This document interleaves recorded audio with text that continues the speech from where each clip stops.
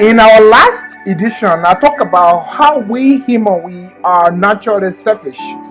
Today, I want us to talk about love in continuation of our series on the fruit of the Spirit. And we are looking at love and how it can help us leave the state of our selfish human nature. Hi, I'm Charles G. Pee. Welcome you to the 22nd edition of the program 5 Minutes Talk. 5 Minutes Talk is brought to you by Light to Youth, helping youth in their work with God. As I was saying, today I want us to look at love in continuation of our series on the fruit of the Spirit. We all want to be loved and we claim to love other people. But what actually is love? Well, love is something if we are practicing, it will take us out of our selfish human nature. So love is selflessness. As Jesus Christ himself said, there is no love that we can show our fellow men than laying down our own life for their sake. So that means we are willing to let go our own benefits for the benefits of other people. And one example of a selfless love in the Bible is the story of David and Jonathan. Jonathan knew that he was about to become king next to his father, but he also knew that David was anointed to become king as God's chosen one. And Jonathan's father wanted to kill David, but Jonathan had a decision to make. But out of love, selfless love, he decided to support David, and he decided to let go that selfish ambition of becoming a king himself, and even help to save David from his father. And that is what love should take us to do.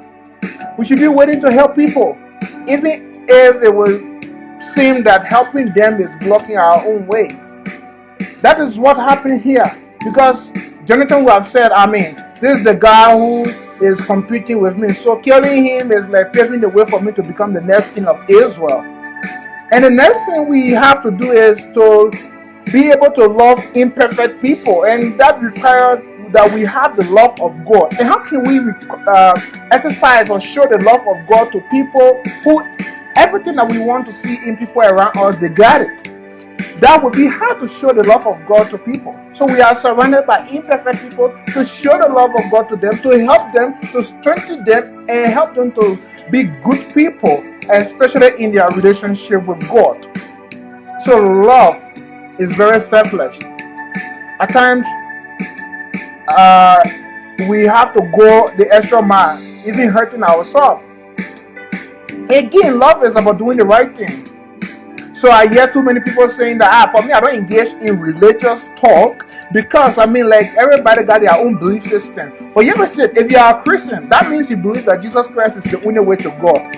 How will you say you love someone without sharing with them this good news of salvation then? Is that love? So love is not about not doing the right thing. It's about doing the right thing, but doing it out of selflessness, not because of what you will gain from it. Because we ourselves, our parents showed love to us while we were young by disciplining us. So love is not the absence of discipline, neither is it always approval. You don't have to approve of things that people do to show that you love them. No. Disapproving things that people do is also another form of love. Disapproving it, especially if it is something wrong, it is a greater love. And in conclusion, I'd like to say, love is doing the right thing out of selflessness. So remember, when you love somebody, be willing to put yourself down. So God first, others second, and we last. Don't always try to find your own ways to the top.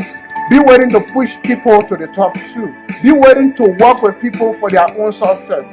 Thank you very much for being with me on the 22nd edition of the program 5 Minutes Talk, brought to you by Light to Youth, helping youth in their work with God. I have been your 5 Minutes friend, Charles G. Pee. Please don't forget to like and follow our page.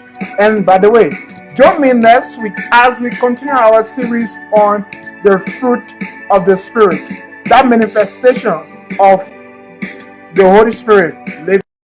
Thank you.